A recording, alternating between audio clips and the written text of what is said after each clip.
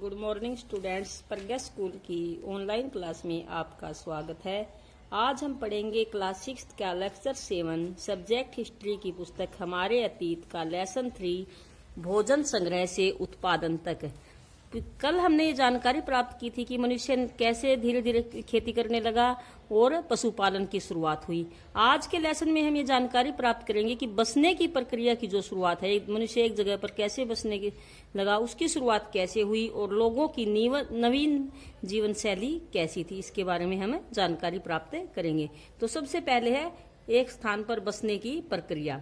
लोगों द्वारा पौधे उगाने यानी जो खेती वगैरह करने वाला काम और जानवरों की देखभाल करने को बसने की प्रक्रिया का ही नाम दिया गया। अपनाए गए ये पौधे, जो मनुष्य जिन पेड़ पौधों की खेती वगैरह करने लगा था जानवर जिनको पालता था, अक्सर जो जंगली पौधे थे जो और जंगली जानवर थे उनसे अलग होते हैं। उदाहरण के तौर पर लोग उन्हीं पौधों का जानवरों का चयन, उन्हीं पौधों को क्या करते थे, अनाज में उगाते थे और उन्हीं जानवरों को क्या करते थे, पालतू बनाते थे जिनके बीमार होने की संभावना कम हो। लोग उन्हीं पौधों को चुनते हैं जिनसे बड़े दाने वाले अनाज पैदा होते हैं और जिनकी मजबूत डंठलें अनाज के पके दानों के भार को संभाल सके, क्योंकि कई पौधे ऐसे होते हैं जिनके डंठल ज्यादा मजबूत नहीं होती और अनाज क्या है, पकने के बाद फटाफट क्या है वो धरती पर गिर जाता था। इसलिए ऐसे उन्होंने डंठलों वाले अनाज को देखा जो पके दानों के अनाज के भार को संभाल सके। ऐसे पौधों के बीजों को फिर से उगाने के लिए सुरक्षित रखा जाता था। आप भी देखते हो अपने घरों में कि आगे अगले साल बोने के लिए कुछ बीजों को क्या रख देते हैं, सुरक्षित रख देते हैं ताकि अगले साल वो उगाने के काम आ जाएं। इसी प्रकार उन्हीं पशुओं को पाला गया था जो अहिंसक क्या होते हैं, जो किसी को मारे ना खाए ना। जैसे अब बाघ है, शेर है, क्या आप इनको पालतू बना सकते हो? नहीं, ये क्या है, ये जानवर थोड़े हिंसक होते हैं। जबकि क्या है, भेड़ बकरी है, ऐसे जानवर है जो किसी को कोई नुकसान न पहुंचाए। अहिंसक मतलब जो किसी को नुकसान न पहुंचाए, हिंसक मतलब जो मार काट वाले जानवर होते जो किसी को खा जाए, ऐसे जानवरों को कहते हैं।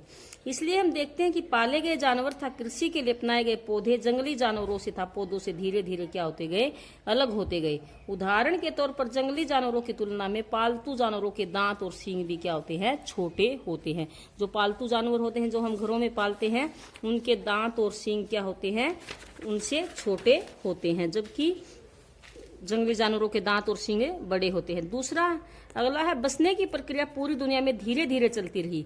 यह करीब 12,000 साल पहले शुरू हुई थी। कब शुरू हुई थी? बसने की प्रक्रिया की शुरुआत कब हुई थी? 12,000 साल पहले। और 12,000 साल पहले क्या हुआ था? नवपाषाण युग का आरंभ हुआ था। यानी बसने की प्रक्रिया की शुरुआत हुई थी नवपाषाण काल में 12,000 साल पहले।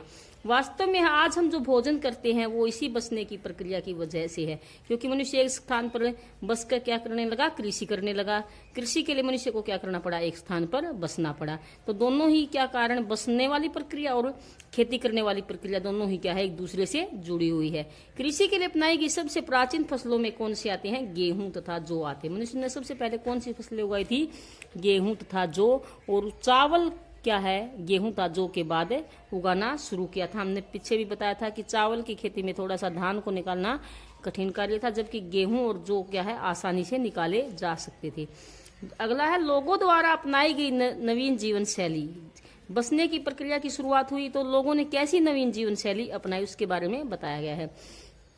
जब लोग पौधे उगाते थे तो उनकी देखभाल के लिए उन्हें एक ही जगह पर लंबे समय तक रहना पड़ता था। ये हमने कल भी पढ़ा था। फसलों की कटाई के बाद अनाज का उपयोग बहुत ही संभाल कर करना पड़ता था। अनाज को भोजन और बीज दोनों ही रूपों में बचा कर रखना आवश्यक था।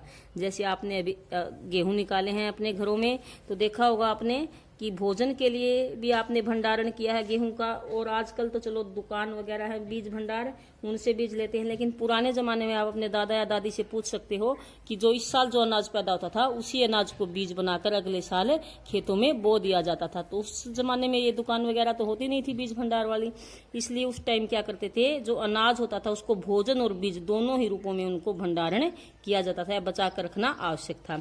इसलिए लोगों को इसके भंडारण की बात भी सोचनी पड़ी और उन्होंने फसलों के भंडारण के लिए क्या किया, उस जमाने में मिट्टी के बड़े बड़े बर्तन बनाए, उसके लिए टोकरियां बुनी ताकि अनाज खराब ना हो, कीड़े वगैरह ना खाए, या फिर जमीन में उन्होंने गड्ढा खोदा होगा, तब जाकर लोग अपने जीवन को अच्छे तथा नए ढंग से व्यतीत कर पाए होंगे।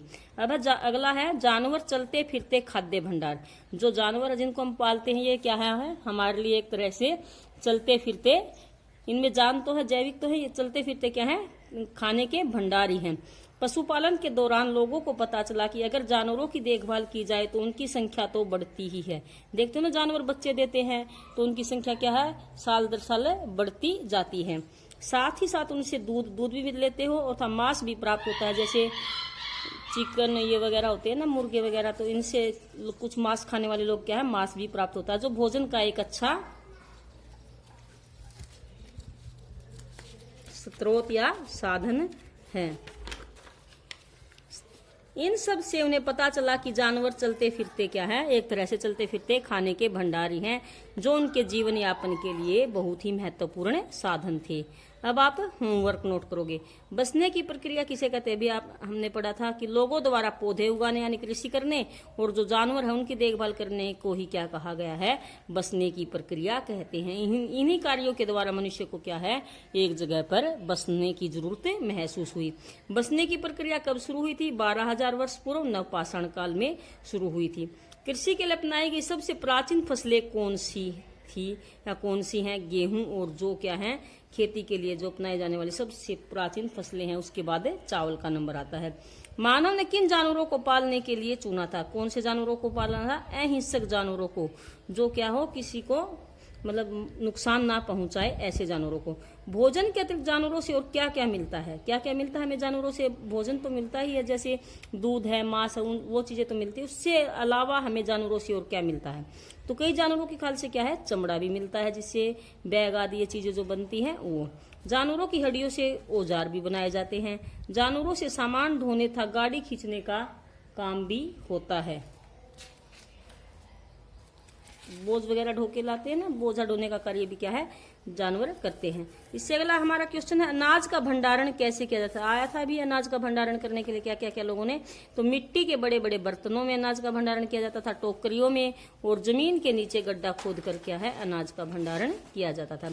अनाज का उपयोग किस किस रूप में किया जाता था, यानी कि अभी पढ़ा था किस रूप में करते थे उस जमाने के लोग, बीज के रूप में करते थे अगली साल बोने के लिए, और खाद्य के रूप में यानी खाने के रूप में, किसी को उस टाइम उपहार आदि के रूप में भी क्या है गिफ्ट आदि के रूप में भी क्या है अनाज का प्रयोग करते थे। भंडारण के लिए भी क्या है अनाज का अगली साल वगैरह रखने के लिए भंडारण के लिए भी क्या है अनाज का उपयोग करते थे।